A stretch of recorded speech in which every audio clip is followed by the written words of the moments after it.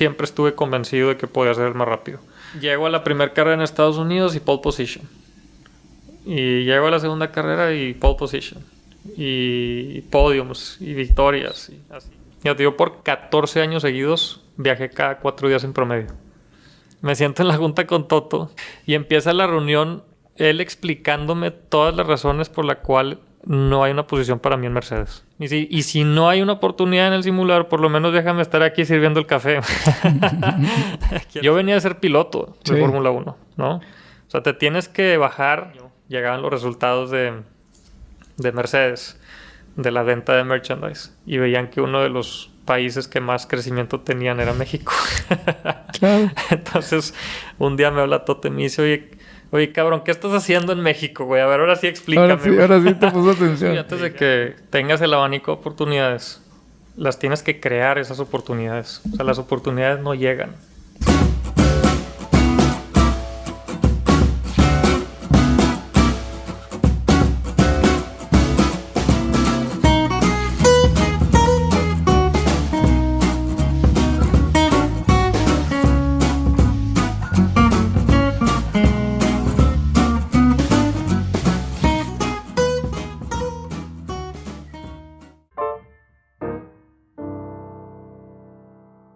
Esteban Gutiérrez, es un honor estar contigo. Igualmente, muchas gracias. Es un placer platicar contigo. La verdad es que no te tengo que ni presentar, y menos en Monterrey, tu ciudad natal. Tierras Regias. Tierras Regias. Qué padre platicar contigo. Fíjate que he seguido tu trayectoria desde que pues debutaste en Estados Unidos con BMW, hasta que te fuiste a la Fórmula 1, hasta lo que estás haciendo ahora para el deporte y para promoción y negocios. Pero me gustaría empezar desde el principio.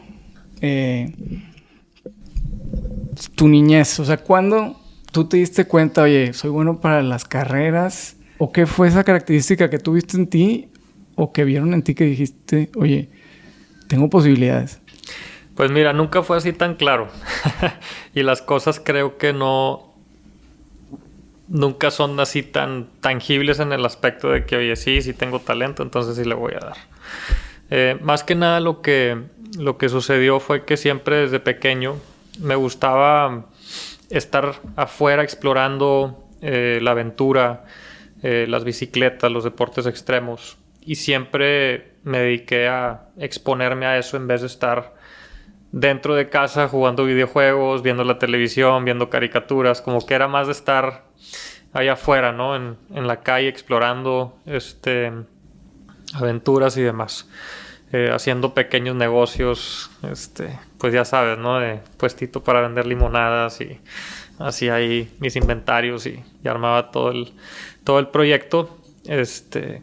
Y así es como fui agarrando mucha experiencia, y también la fortuna de que mi papá, en el rancho de mi papá, pues pude explorar muchísimas cosas en el rancho, manejando tractores, y haciendo mucho tipo de cosas así al respecto. Y me imagino que ahora ya se dan cuenta qué características buscan cuando buscan pilotos, porque algo que se me hace bien interesante es que sé que cada vez agarran los pilotos más jóvenes y algo, digo, yo sé que me llamó mucho la atención que tú en una entrevista dijiste, yo empecé tarde, yo empecé a los 14. Y yo sé que eso tal vez en el mundo donde tú pues vives, eso es muy obvio, pero explícanos un poco qué se puede ver en alguien tan joven que ya van los equipos de McLaren, como en el caso de Hamilton, a firmarlos desde los 10 años. Sí, mira, es muy interesante porque la mayor parte de los pilotos empiezan entre los 4 y los 6 años. Y empiezan en cars muy pequeños. Y desde entonces se empiezan a exponer a las competencias más competitivas en Europa. Y es como los equipos de Fórmula 1 están constantemente scouteando pues pilotos que tengan una consistencia, que tengan un rendimiento competitivo, y también ven la parte de valor agregado en el aspecto comercial. O sea, es un paquete completo, ¿no? En donde pues tienes que evaluar varias verticales. Y, y eso sucede, pero sucede mucho en Europa. No sucede acá en América y mucho menos en México. Cuando dices comercial, a ver, y tal vez un tema medio no tan fácil de nombrar, pero se tiene que ver bien el piloto, ¿no? O sea, el piloto viste, ¿no? O sea, es algo que se fijan los equipos, ¿no? Algo que tenemos que entender es que el deporte, más bien la mayor parte de los deportes, es una especie de entretenimiento. Y cuando hablas de entretenimiento, está muy ligado a todo el tema comercial, todo el tema de marketing. Y hay muchos factores que hacen que pues en un deporte tenga mucha relevancia, que mucha gente lo siga. Y así es como vive el deporte, porque es como atraes patrocinadores, es como atraes acuerdos comerciales de televisión, derechos de televisión, y pues todos los elementos que puedas agregarle para que eso sea más para que el deporte sea más atractivo, pues es bien importante, ¿no? Y es lo que buscan también las marcas. Entonces es un aspecto deportivo muy, muy importante, pero también tienes que entender que como piloto está esta parte comercial, aceptarlo y trabajarlo. Y bueno, siguiendo con tu línea, tú empiezas en la kart, o sea, en go-karts básicamente, aquí en Monterrey, aquí en la carretera nacional, o ¿dónde? Siempre había unos karts en la carretera nacional, había otros en el río, y pues íbamos y los rentábamos. De hecho, tengo pues ahí varias experiencias en ese tipo de karts, pero principalmente fue en la pista del río en donde mis primos empezaron a competir de forma, vamos a decir, un poco más profesional, o sea, teniendo sus propios karts, se organizaban competencias y es como yo, pues obviamente, automáticamente después de estar expuesto a las motos, a las bicicletas, deportes extremos y todo eso, pues, no sé, siempre lo disfruté mucho y fue más a través de mi placer y mi gusto por estar ahí, ¿no? Entonces empecé a insistir para poder unirme a mis primos al deporte de los karts. O sea, que esa pista del río, que me imagino ya no existe, se la llevó Gilberto, no sé si Gilberto. Sí, se la llevó. Gilberto. Así es. Fue muy importante para tu carrera, ¿no? O sea, tener un lugar donde correr karts, ¿no? Claro, definitivamente. Fue un primer paso muy importante para poder experimentar. Fueron 2 años de karts que hice solamente. Y muy rápidamente fui a ver equipos en Estados Unidos y empezamos a escautar los diferentes equipos, las diferentes oportunidades. Y así es como empezó todo, ¿no? Que esa es la trayectoria como natural hacia la Fórmula 1, porque a veces pensamos, oye, llegar a la Fórmula 1 pues es el objetivo, el ideal de cualquier piloto, ¿no? Pero hay 20 pilotos en la Fórmula 1, ¿no? ¿O estoy mal? Son 20. Son 20. Así es. Todo el mundo, en todos los países hay pilotos. Y digo, si tú quieres aspirar a lo más grande, pues hay 20 lugares. Que se me hace inconcebible. O sea, otro dato más. En toda la historia de Fórmula 1 solamente ha habido alrededor de 600 y tantos pilotos oficiales. Increíble. ¿Y mexicanos en la Fórmula 1 ha habido? 6. ¿Estás tú, Checo Pérez? Pedro Rodríguez, Ricardo Rodríguez, Rebaque. Pero se me hace bien interesante porque obviamente si tú empiezas con ese objetivo, y un poco ahorita hablamos de eso, o sea, las probabilidades, aunque seas un crack, son bajas, porque son 20. Claro. O sea, mínimas. Mínimas. Se tienen que alinear los soles y ahorita nos cuentas un poco, pero bueno, esa es la trayectoria que tú vas siguiendo y te vas a Estados Unidos, ¿no? Con la BMW, después de los karts. Así es. Y cuéntanos un poco cómo fue ese brinco, porque ya en ese brinco yo creo que ya tuviste que decidir, pues, temas de estudio. Oye, le voy a dar esto de lleno. ¿Cómo fue? O sea, ¿fue gradual o decidiste un día, o sea, te juntaste con tus papás y dijiste, vamos a darle para adelante? Pues mira, sí fue gradual, pero también para poner un poco en contexto, lo más natural es que empiezas a los 4 o 6 años, tienes mucha experiencia en karts y empiezas a crecer como tu network dentro de las carreras, subes a las categorías y todo, ¿no? Pero a ver, 4 años. O sea, 4 años. No, en mi caso yo empecé a los 14 y cuando tenía 21, en un lapso de 7 años, de 0 a Fórmula 1. O sea, entonces, a los 14 empezaste en kart. Ajá, a los 14 en karts y a los 21 ya estaba en Fórmula 1. Entonces la curva de, de progresión fue exponencial. Y eso fue interesante porque al final pues me puso a prueba en muchos diferentes aspectos, a mí, a mi familia. Y sí hubo un momento donde después de los karts me senté con mis papás y pues les propuse el tema de Estados Unidos, la Fórmula MW, y ellos pues siempre abiertos, siempre viendo la forma de que sí pudiera suceder. Pero sí me dijo en ese momento, mi mamá me dijo, ok, siempre y cuando no dejes de estudiar, vas a seguir con tus estudios.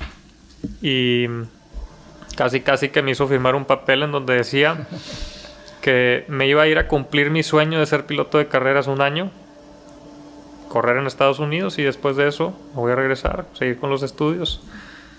Tema de negocios empresariales en el futuro. Ese fue como que el acuerdo inicial.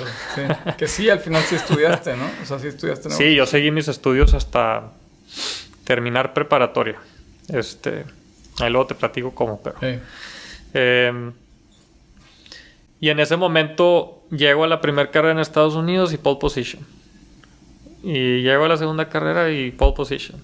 Y podiums y victorias. Y así las primeras 6 carreras.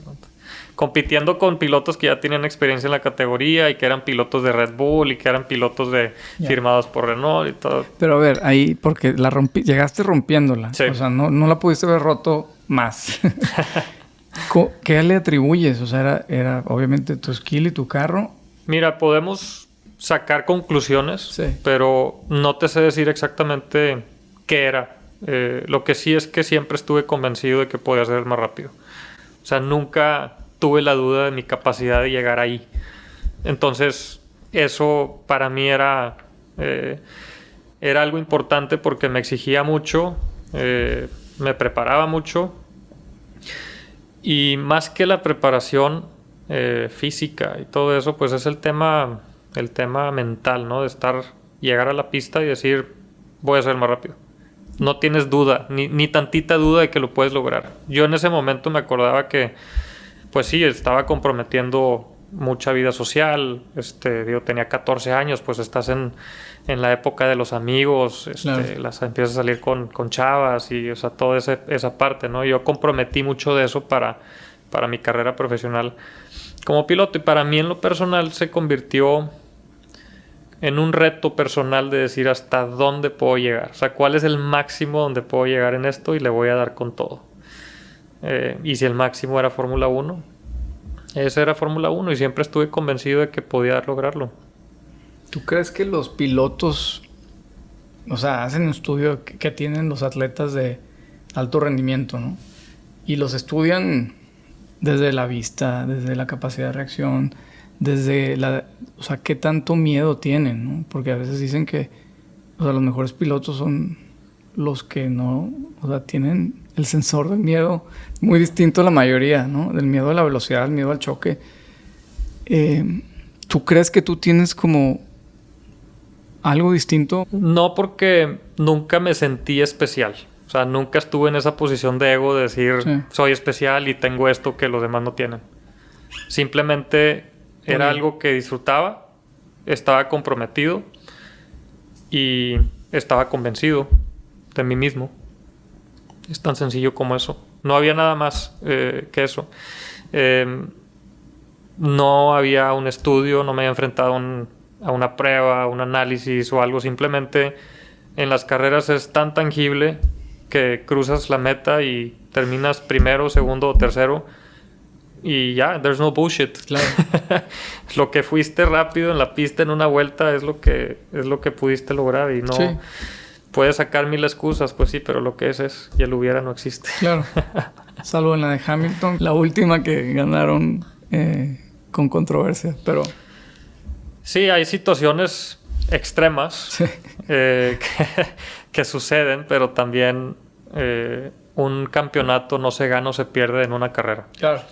Se gana en un campeonato y eso siempre hay que tomarlo en cuenta.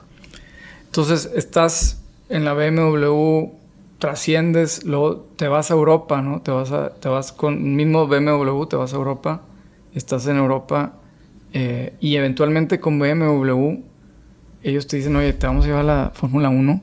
A ver, hay patrocinadores, hay equipos, Sí. hay promotores, hay inversionistas. Sí. ¿Cómo funciona esa promoción hacia la Fórmula 1 de un piloto que le ha ido bien? Pues mira, no hay como un rulebook como lo existe en otros deportes. No hay un draft, no hay ese tipo de cosas, no existen. Es más que nada en base a los resultados que vas logrando año con año. Y una de los factores que en las carreras existe y que probablemente en muchos deportes no existe es que no solamente depende del piloto.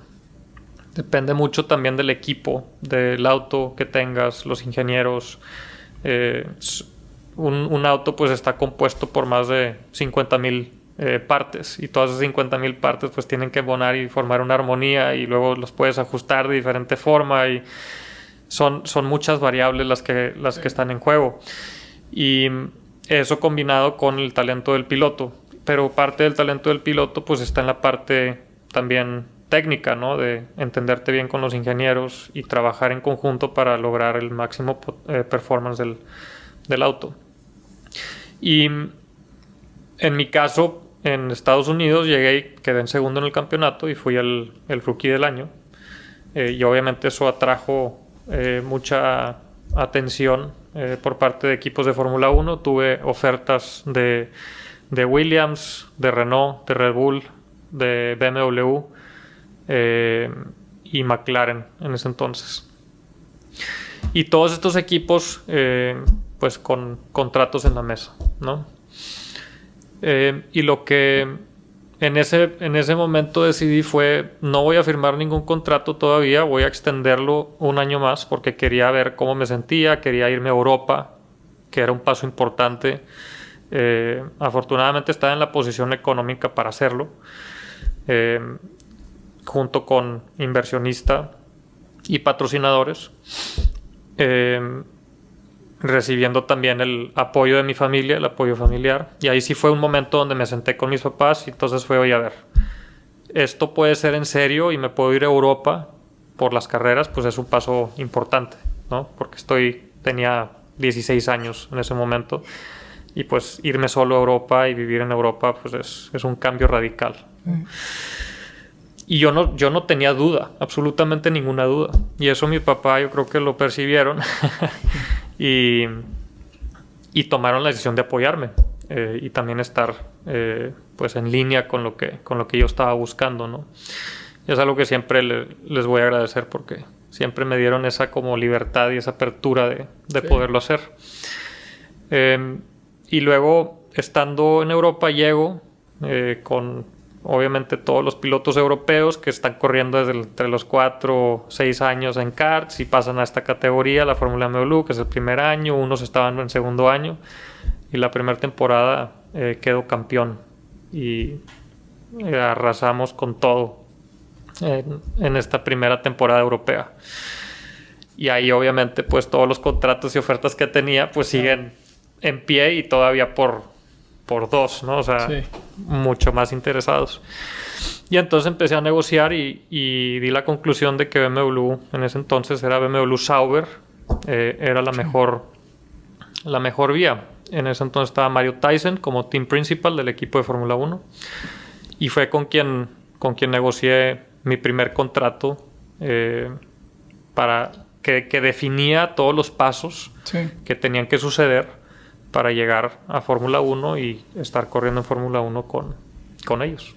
Y ese mismo contrato fue el que continué con Sauber, porque BMW decide salirse de Fórmula 1.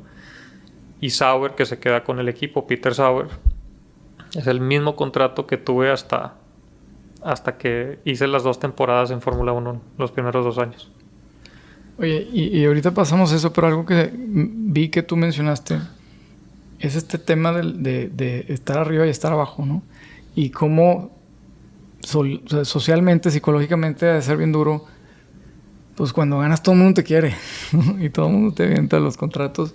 Y luego cuando no, pues yo me imagino que va a ser una diferencia muy, muy impresionante, ¿no? O sea, ¿tú cómo tratas los temas de salud mental, tanto de ese lado como también el tema de la adrenalina? O sea, cuando corres me imagino que, pues, o sea, sacas una adrenalina impresionante y luego cuando no corres, ¿cómo le haces, o sea, esos temas para manejarlos? Porque me imagino que sí es mucha, pues una montaña rusa de emociones, ¿no?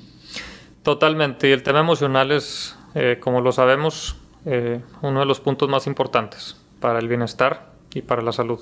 Y en esos momentos, pues era una persona no tan madura como para estar tan consciente del tema emocional. Y claro que me fui enfrentando con diferentes situaciones que no fueron fáciles de manejar. Y tanto en lo personal, por el cambio que implicaba, también por la desconexión cultural de lo que los chavos de mi edad en ese momento estaban haciendo contra lo que yo estaba haciendo. Sí. Sí, y cuáles eran mis enfoques y cuáles eran mis prioridades, y todo era diferente. Entonces no es como que fácilmente podía platicarlo con alguien, porque nadie se identificaba. ni ellos se identificaban conmigo, ni yo me identificaba con ellos. Entonces naturalmente fui haciendo amigos pues de mayor edad, y me apoyaba mucho en ellos, pero también pues muchos no vivieron ese proceso que yo iba viviendo, ¿no? Tuve amigos cercanos de las carreras que siempre estuvieron ahí y me apoyaron, y luego gente que trabajó conmigo también. Y la verdad es que en todo ese proceso pues fue muy explorativo, fue muy como innovador, porque tampoco existían muchos pilotos mexicanos en la historia que habían pasado por ese proceso o algo por el estilo. Entonces fue muy retador, pero muy satisfactorio, porque aún así llegaba a las categorías y pues en unos años ganaba, fui campeón, en otros años no. Y pues siempre, no sé, siempre estuve muy determinado y muy enfocado en la visión que tenía. Y yo creo que esa es la fuerza que me llevó hacia adelante. Luego ya después viene el tema emocional y más como mi maduración en esa parte, pero viene más cuando estaba en Fórmula 1 y posterior a Fórmula 1. Es que, pues, ¿quién se identifica? O sea, ¿quién ha estado en un carro que corre a cuánto? 370 kilómetros por hora. O sea, ¿quién conoce ese tipo de gravedad que te mueve el carro? Porque la mensada que decimos todos es, ay, ¿qué tan atleta tienes que ser para manejar un carro de estos? Y hablé con Marcelo Martinelli, ha estado en el podcast. Ajá. Y me explicó lo que hace en tu cuello dar esa vuelta. Claro. Con ese caballaje o esa velocidad. ¿Quién se identifica con eso, no? Agrégale esta variable que acabas de comentar, más aparte estar viajando cada 4 días. Ya te digo, por 14 años seguidos viajé cada 4 días en promedio. Entonces te estás moviendo de lugares, tienes jet lag, tienes cambios de alimentación, cultura, tienes que estar entrenando, tienes que estar preparándote, y estás constantemente en movimiento, socialmente muy inestable, porque no puedes darle seguimiento a ningún amigo. Y antes de WhatsApp, digo, no sé. En ese momento no existía el WhatsApp. Existía el Skype. A lo mucho.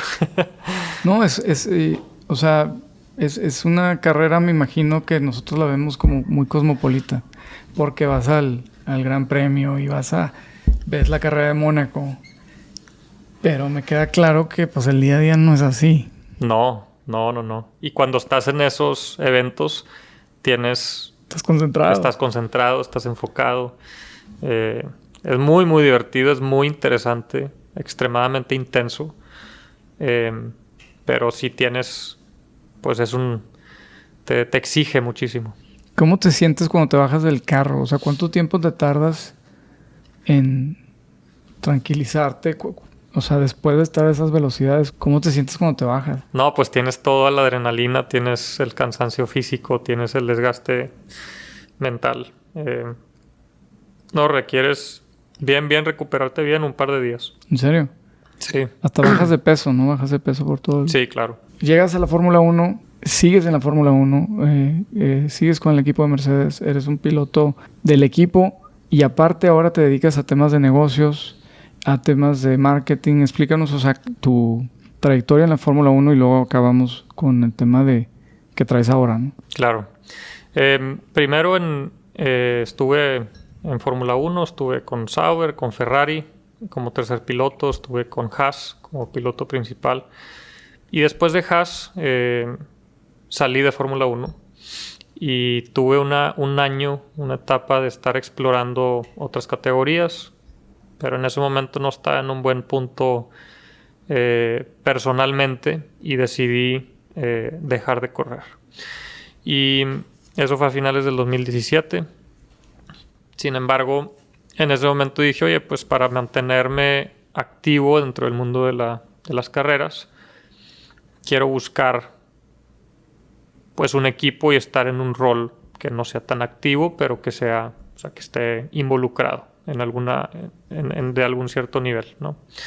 Y al mismo tiempo poderme dar mi espacio para poderme recuperar de toda la intensidad que viví por muchos años. Claro. Y conocí a Toto Wolff años atrás, en donde pues en ese momento él era el team principal ya de Mercedes, como lo es hoy en día. Le llamo y le digo, oye, voy a estar en Abu Dhabi. Esto fue a finales del 2017. Voy a estar en Abu Dhabi. Me encantaría poder platicar contigo y tener una reunión. Y dice, sí, claro, nos vemos en Abu Dhabi. Obviamente no iba a ir a Abu Dhabi. No lo tenía planeado. Así como yo no iba a venir a Monterrey. Yo no lo tenía planeado y pues obvio cuando me confirma, pues órale, Abu Dhabi. Y nada más fui para eso. Nada más fui para esa reunión. Llego a Abu Dhabi y me mueve la reunión. No manches. Me la mueve afortunadamente. Había unos entrenamientos así rápidamente después de la carrera y me dice, mejor nos vemos en los entrenamientos. Pues cambié todo mi viaje otra vez y todo nada más para la junta con Toto. Me siento en la junta con Toto, él y sus directores. Y empieza la reunión él explicándome todas las razones por las cuales no hay una posición para mí en Mercedes. Así tal cual. Diciéndome directo. Toto es muy directo y es sumamente claro, ¿no? Y yo escuchándolo dije, bueno, perfecto, digerirlo tal en el momento, ¿no? Porque no tienes tiempo. Tenía a lo mejor una reunión de 15 minutos o menos, ¿no? Entonces le dije, está bien. Le dije, respeto lo que me estás diciendo. Sin embargo, dame la oportunidad de tener una prueba en el simulador con tu equipo. Y si de plano tu equipo ve que no puedo agregar valor, no hay problema. Voy a respetar tu decisión y voy a estar tranquilo, pero por lo menos dame la oportunidad. Y si no hay una oportunidad en el simulador, por lo menos déjame estar aquí sirviendo el café. Quiero estar en un rol dentro de Fórmula 1, ¿no? Claro. Y para esto, yo venía a ser piloto de Fórmula 1, ¿no? O sea, te tienes que bajar completamente, tunear tu cabeza y todo tu ser para tener una conversación y estar dispuesto a eso, ¿no? Total, me dice... de alguna forma lo convencí en ese momento. Me salió mi instinto de supervivencia. Claro. Y me dice, se va a poner en contacto Gwen, uno de los del equipo, y van a organizar esta prueba en el simulador. Total, me digo, perfecto, me pongo en contacto, intercambiamos números con esta persona. Para esto yo le dije en la junta, le dije, oye, yo ya vivo en Londres, estoy cerca del equipo, ¿sí? Entonces no tendría que estar viajando, no habría gastos en términos de logística porque ya voy a estar ahí cerca. Entonces estoy disponible, ¿no? Obviamente no vivía en Londres. No, nada de eso. Entonces le dije, no me tienes que pagar nada, yo simplemente quiero tener pues este rol en el simulador para empezar, ¿no? Total, me regreso, era en noviembre, finales de noviembre. Me regreso y viajo a Londres para estar en espera para la prueba del simulador. Y ahí estoy en Londres esperando y esperando y esperando. No recibía la llamada. Llega por el 20 y tantos de diciembre y digo, ya, pues me voy a regresar a Monterrey. Pues ya no me han hablado, no me contestan los mensajes, no se hizo. No se hizo. Tal me regreso, pasa Navidad, fin de año, y a principios de enero me escriben, oye, tu entrenamiento va a ser tal día. Entonces me preparo, me voy otra vez a Inglaterra. Estoy ahí pues un par de semanas antes preparándome y todo, ¿no? Llego a la prueba de simulador, tuve la prueba de simulador y me dicen, muchas gracias. Eso es todo. No me dicen, oye, te va a hablar alguien. No me dicen, oye, Toto se va a poner en contacto contigo. No, nada, cero. Total, pues otra vez en Londres. Yo en ese momento ya estaba buscando departamento con mi esposa. Sí. Y pues para movernos a Londres, yo dije en ese momento, esto tiene que funcionar porque tiene que funcionar. O sea, no hay otra opción, ¿verdad? Y en eso me habla Toto 2 semanas después y me dice, oye, sí, efectivamente fuiste el más rápido, el más consistente, el que mejor dio feedback. Sí te vamos a dar el rol de simulador y también te vamos a pagar tanto. Sin embargo, no era una garantía porque era por día. Día a ¿no? día. Día a día. Cuando necesitamos, te vamos a hablar. Claro. Punto. Sí. Y además no puedes compartir todavía que eres parte de Mercedes. Entonces fue algo también difícil porque, pues, ¿qué está haciendo Esteban Gutiérrez? Sí. Pues nada. Sí. Que compartes, ¿no? Claro. Total, sigue ese año y lo que sucedió fue que ya teniendo ese contrato me empecé a exponer o teniendo el acceso. Primero pues llegaba a la fábrica aún y los días que no tenía que estar en la fábrica, pues yo aproveché de que ya era parte del equipo. Y pues me pegué mucho a la fábrica y primero con la recepcionista y la convencí que me llevara al de sistemas para que me diera una tarjeta y pudiera tener acceso a todo el equipo. Y la gente me veía y pues nadie sabía qué estaba haciendo ahí porque no todos sabían. Son 2,000 personas las que están trabajando ahí. Y me empecé a relacionar con la gente y me empecé a involucrar en el departamento legal, en el departamento de finanzas, en el departamento de desarrollo técnico, mecánico. Estuve también en el área comercial, en el área de marketing.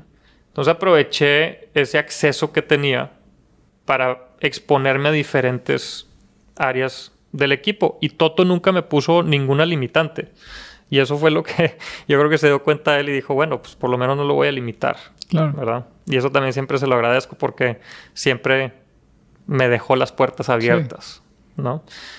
Para yo ser proactivo y hacer pues prácticamente lo que quisiera, ¿no? A veces había muchos celos de los otros integrantes del equipo y políticamente me ponían muchas trabas. Pero pues yo estaba consciente que era parte de, ¿no? Porque tú estás probando carros, tú estás teniendo acceso a mucho del mundo de la Fórmula 1 y en particular de Mercedes que los otros no lo tienen, pero ellos están haciendo cada quien su cosa, ¿no? Exacto. Y pues yo no veía cuáles eran las reglas, ¿no? Nadie me las explicó. Entonces, claro, si nadie me las explicó, pues yo voy a aprovechar todo lo que pueda, ¿no? Y al exponerme en todas esas áreas, empecé a aprender mucho de cómo se operaba el equipo, qué era, cómo tomaban las decisiones. Y pues hablando de uno de los mejores equipos en el mundo del deporte. Entonces empecé a entender muchísimo por esa parte y un día llega Toto conmigo y me dice, oye, ahora sí quiero que manejes el auto de Fórmula 1 en un evento promocional. Y entonces, pues fregón. Ya me está dando un poco de exposure, ya claro, me está dejando correr por lo menos un Fórmula 1 Mercedes real. Y ese fue un gran momento porque a partir de ahí pude compartir que era parte de Mercedes y entonces en combinación con todo esto que me estaba exponiendo empecé a aprender mucho y muy rápidamente me di cuenta que podía agregar mucho valor en el área de negocios. Sí. Y que me gustaba muchísimo. Entonces me empecé a involucrar mucho más por esa parte, seguir el tema del simulador, pero llegó un punto en donde ya la parte del simulador, pues le invertía tanto tiempo a la parte del simulador. Ya teníamos otros pilotos que dije, oye, mi tiempo vale mucho más en esta otra parte de negocio, ¿no? Y te has vuelto un gran promotor del deporte, sobre todo ahora en el Gran Premio de México, pues tú fuiste una de las caras del evento. O sea, la gente te asocia y te asoció, y yo sé que has sido promotor de ese evento, ¿no? Sí, fui embajador un par de años y pues ahí con la buena relación que tengo con el equipo que son los promotores del Gran Premio de México. Sí. Una buena amistad ahí con ellos. Hicimos varias cosas interesantes y pues combinado a mi rol con Mercedes fue un momento muy explorativo porque no estaba muy claro qué era lo que estaba haciendo. Pues no era como que podía decirles, oye, estoy corriendo en tal categoría o estoy haciendo tal cosa. Sí.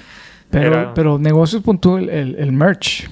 O sea, esas gorras.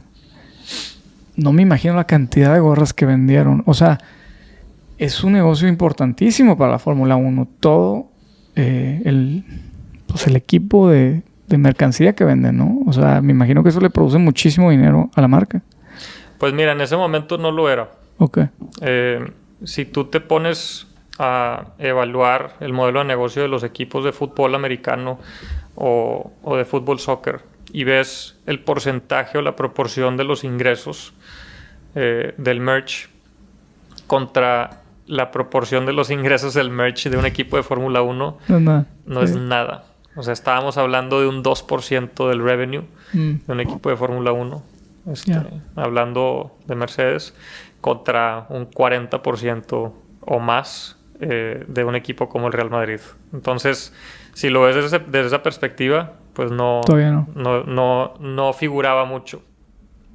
Pero ahí es en donde yo vi la oportunidad porque estando con el equipo comercial empecé y dije, bueno, quiero... Y esto fue porque era también embajador del Gran Premio de México y pues obviamente México, el Gran Premio de México, todo, y dije, oye, pues quiero hacer una gorra para que poderla compartir con mis seguidores y todo. Entonces me pusieron en contacto con el licenciatario y platicando con el licenciatario pues diseñé mi gorra de Mercedes, edición especial México y todo para México. Y en las pláticas con ellos les digo, oye, ¿quién está desarrollando o quién es tu distribuidor en México?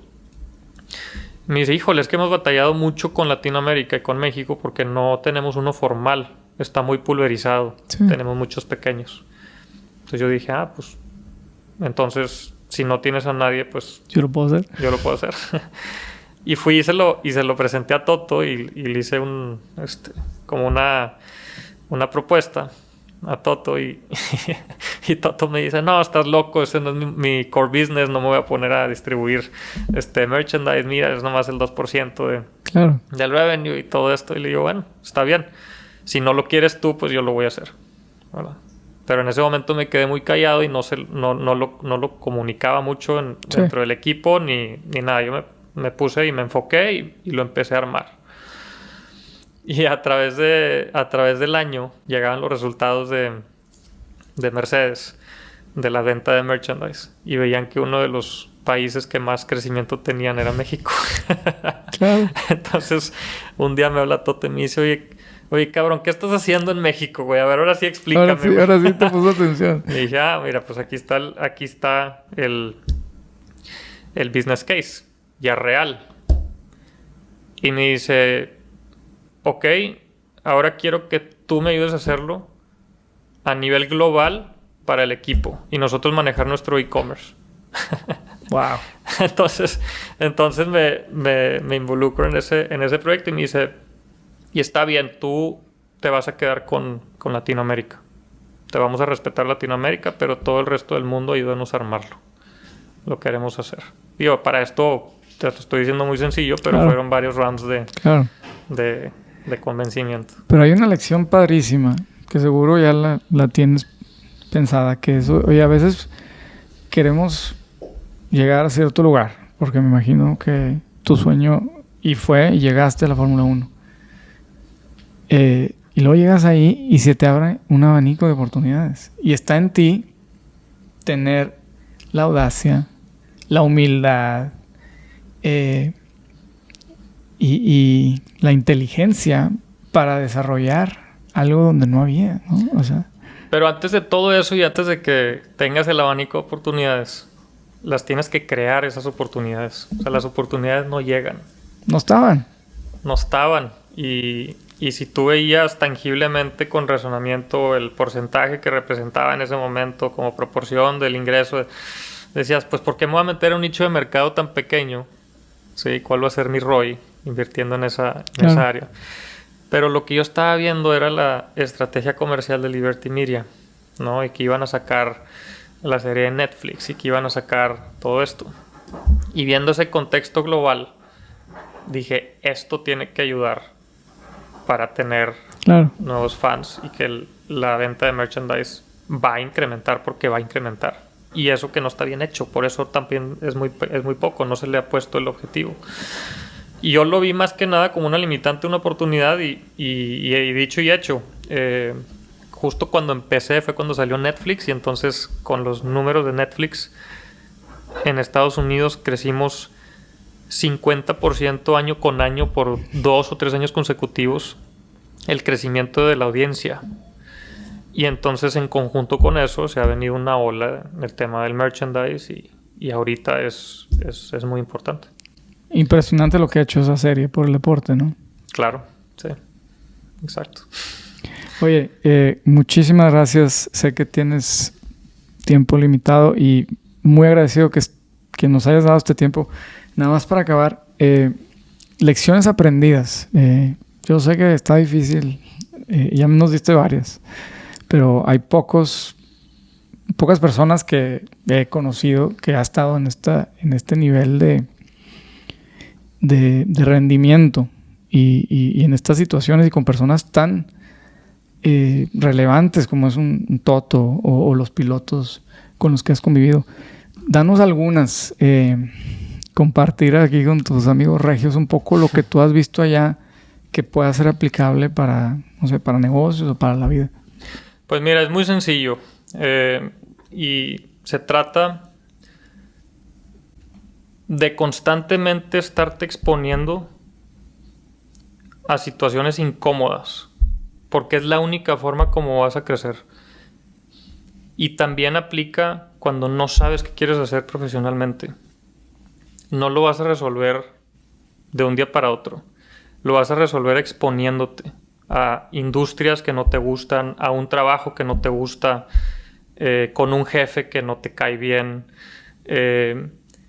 Pero el estarte constantemente exponiendo a eso es lo que te va a dar el crecimiento y el conocimiento para saber qué es lo que realmente quieres en tu vida. Y con eso conlleva cometer muchos errores. Y yo personalmente he cometido muchísimos errores y los sigo cometiendo y los seguiré cometiendo, pero porque constantemente me estoy exponiendo y me estoy exigiendo y me estoy siempre empujando mi barrera hacia arriba. ¿Y qué hace un equipo tan especial como el de Toto? O sea, ¿qué hay ahí que hace un equipo tan especial en términos de management y en términos de dinámica de grupo? En términos de management es un ambiente laboral, que eso viene como liderazgo de parte de Toto, en el que la comunicación es abierta, transparente y directa. Aquí no estamos para perder nuestro tiempo ni para estar vistiendo cómo te quiero decir a ti las cosas. Dime las cosas como son y directas. Rápido. Y rápido, porque tiempo no tenemos. Sí, y eso es lo que ha hecho. Cada segundo en la carrera es un universo, ¿no? Igual con las decisiones. Eso es bien interesante porque sobre todo en la cultura que estamos, a veces se nos dificulta decir que no o decir cosas difíciles y las evadimos, no las decimos. Claro, exactamente. Somos expertos para evadir situaciones incómodas, conversaciones incómodas. Claro. y eso creo que es lo más tóxico. Esteban, muchas gracias por tu tiempo. ¿Dónde te podemos seguir? Sé que tienes una cuenta muy activa en Instagram. ¿Dónde vemos todo lo que estás haciendo ahorita del lado de negocios o de los proyectos que traes? Pues mira, en la parte de los negocios no he compartido mucho porque me he enfocado en hacerlos primero que nada. Primero en los haces, luego los anuncias. Exactamente, y luego ya los empiezas a compartir. Afortunadamente han agarrado muy buena atracción y hoy en día estamos en esa posición, y también por eso decidí regresar a las carreras, porque lo puedo combinar. Sí. Y estoy tratando de encontrar ese equilibrio. Pero me pueden encontrar en las redes como Esteban GTZ. Sí. Y estaré muy pronto compartiendo más por la parte del tema de los negocios y los proyectos que estamos haciendo. Oye, a ti te toca probarlos, porque hay gente que dice que tú tienes la mejor chamba del mundo porque tú pruebas carros, los carros nuevos del Mercedes, ¿no? Yo te he visto en tu Instagram probando nuevos carros. Tengo la mejor chamba del mundo, pero no por esa parte. Okay. Esa parte es mi parte divertida. Me gustan las carreras. Claro. Estoy compitiendo, sigo activo. Pero lo que siempre tuve como visión, y más ahorita, es combinar mis dos pasiones, que son los negocios y las carreras. Sí. Y poder estarlo haciendo de tal forma que tengo también la libertad de seguir explorando, de seguir exponiéndome. Para mí, para mí es como la vida que he construido y que afortunadamente he tenido las oportunidades, la gente que me ha apoyado, que ha respetado esa parte de mí, y que ha estado ahí para mí en las buenas y en las malas, y pues que hoy en día tengo, ¿no?, una posición claro, increíble. Y las puedes combinar perfectamente porque ahorita estás en alta resistencia, ¿no? Estás haciendo carreras de alta resistencia. Exacto. Sí. Y aparte tienes el lado de negocios. Y pues la verdad es que padre poder mezclar las dos. Están relacionadas naturalmente. Sí, naturalmente están. Para mí las carreras es como para desconectarme, divertirme. Afortunadamente todavía lo puedo seguir haciendo profesionalmente. No era el objetivo, pero así salió. Sin embargo, son 6 carreras al año y por eso escogí el Campeonato Mundial de Resistencia, porque me da la flexibilidad y puedo combinarlo con mis otros compromisos. Pero sí, la gente me pregunta mucho, ¿y no extrañas estar corriendo en Fórmula 1 o no anhelas estar en la posición de Hamilton o de Russell?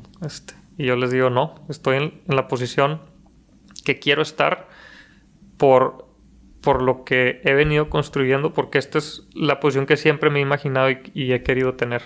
Y la proyección que tengo hacia adelante con mi visión, que luego la compartiré más a detalle, es lo que más tiene significado para mí, y por eso estoy disfrutando mucho lo que estoy haciendo. Claro, porque hay muy pocos pilotos que tienen los 360 grados o siquiera más amplitud. Exacto. Que solamente correr. Es sustentabilidad a largo plazo. Sí, y acá tienes una carrera por muchos años. Exacto. Gracias, Esteban, te lo agradecemos muchísimo y bueno, que tengas muy buena estancia aquí y buen viaje de regreso. Igualmente, ha sido un placer. Gracias.